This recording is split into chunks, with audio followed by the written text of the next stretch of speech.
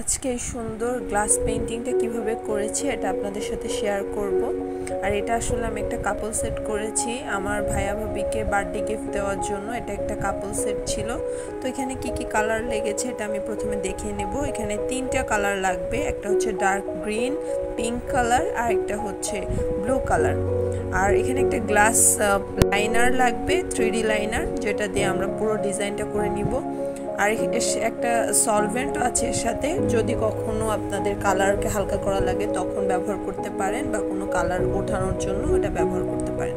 তো প্রথমে আমি ডিজাইনটা তৈরি করা শুরু করে দিচ্ছি। এখানে আমি পাতা আঁকবো কিছু এবং ডালপালা আঁকবো, আর মাঝে হচ্ছে ছোট ছোট ডট এবং সার্কেল দিব।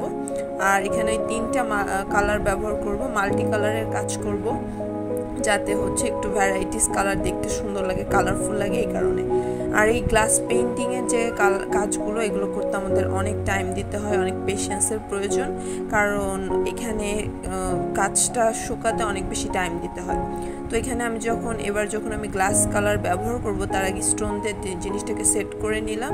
এরপরে আমি কালার অ্যাপ্লাই করা শুরু করেছি। প্রথমে আমি ব্লু কালারটা দিচ্ছি, বাট দেখতে একটু গ্রিনের মতো লাগছে, কিন্তু এটা হচ্ছে ব্লু কালার। তো এটা দিয়ে আমি একটা পাতা করে আবার এটাকে শুকাতে সময় দিতে হবে, না হলে হচ্ছে কালারটা গড়িয়ে পড়ে যায়। এজন্য আমাদেরকে এক একটা করে পাতা এখানে করে নিতে হবে। আর এখানে আমি মোস্টলি ব্লু কালার ব্যবহার করেছি, বাট তারপরে কয়েকটা পাতা আমি ওই যে ডার্ক গ্রিন কালারটা ব্যবহার করেছি।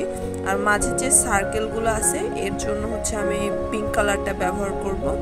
আর অ্যাকচুয়ালি যে গোল্ডেন কালার দিয়ে, যে গোল্ডেন লাইনার দিয়ে যে মাঝে ছোট ছোট ডট দিয়েছি, এটার কারণে দেখতে অনেক বেশি সুন্দর লাগে।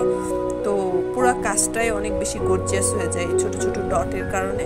তো এইভাবে হচ্ছে আমি পুরো যে আমার পুরো মগের কাজটা আমি করেছি। এই কাজটা করতে আমার প্রায় 2 দিন মতো টাইম লেগেছে, একটা মগ করতেই। তো অনেক বেশি ভালো লেগেছে কাজটা করে আমার।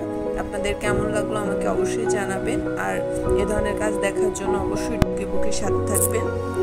আল্লাহ হাফেজ।